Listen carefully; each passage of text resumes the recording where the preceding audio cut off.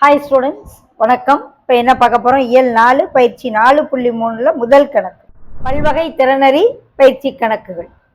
ஓர் இரு சமபக்க செங்கோண முக்கோணத்தின் கோணங்கள் யாவைன்னு கேட்குறோம்.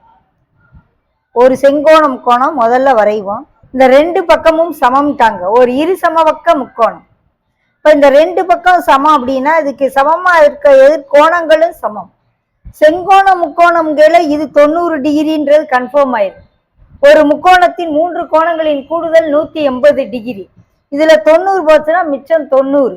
இந்த 90 ரெண்டு ஈக்குவலா இருக்கணும். ஸோ இது 45 டிகிரி, இது 45 டிகிரி. ஓகேவா? ஒரு இருசமபக்க செங்கோண முக்கோணத்தின் கோணங்கள் யாவைனா 90 டிகிரி, 45 டிகிரி, 45 டிகிரி. மூணையும் கூட்டினா 180 வரணும். ரெண்டு கோணம் சமமா இருக்கணும். ஏன்னா இருசமபக்க செங்கோண முக்கோணம்ன்றாங்க. 1 90 இருக்கணும். ஏன்னா செங்கோணம்னால. ஓகேவா? இதான்